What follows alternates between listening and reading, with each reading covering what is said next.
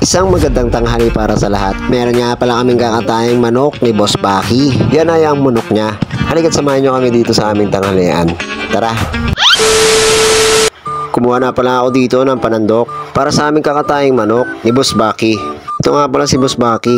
Yan pala yung manok niya na tandang na panabong. Sinisimulan niya na dyan, sunugin yung mga natirang balahibo ng manok. At dito, sinisimulan niya na rin pagbabalain yung manok. Habang ako ay may hawak ng hose para tuloy-tuloy ang tubig habang siya ay naghihiwa ng manok. Dito naman, hinihiwa na yung Boss Baki yung manok. Pinalililitan ng hiwa para naman medyo dumami yung manok. Syempre, marami naman kami kakain. Nagsimula na pala akong mag-atong dito para magpainit ng tubig.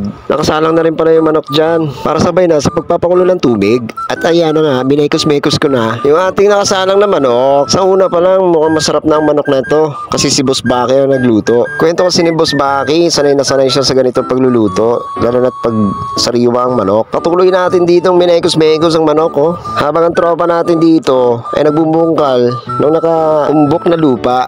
Inutusan niya tayo dito ni Boss Baki para kumuha ng malunggay na idadagdag natin sa sahog para sa ating manok. Tinolang manok nga pala ang ating menu for today.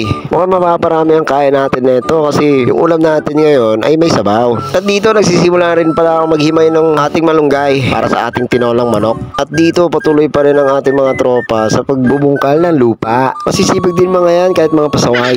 At dito nilipat nga pala namin ang niluto naming tinolang manok sa panibagong kaldero. Magsasayang pa kasi kami sa kaldero na pinaglutuan din namin ng tinola. Eto na nga pala yung sinaing. Nakapaghugas na ako dito ng sinaing. Sinaing na lang kulang namin para makakain na kami ng tanghalian. Sa mga oras na ito, oras na para magtanghalian. Kumakain na nga pala dito si Boss Baki at si Boss Renan. Habang ang tropa dito ay sumasandok pa rin ng ulam. At eto naman si Renel. Papahuli ba yan? Pagdating sa food trip, eto nga pala si Boss Baki at si Boss Renan. Maraming salamat nga pala sa pa-food trip mo, Boss Baki. At syempre, kailangan din natin makain ang niluto ni Boss Baki. Tara, kain tayo mga boss. Masarap to kasi native chicken to mga boss.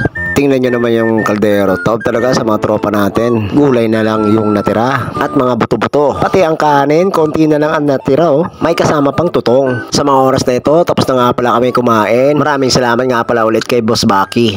At maraming salamat din pala sa mga kapanood ng video na ito mga boss. Follow nyo na rin ako. Maraming salamat. Bye-bye!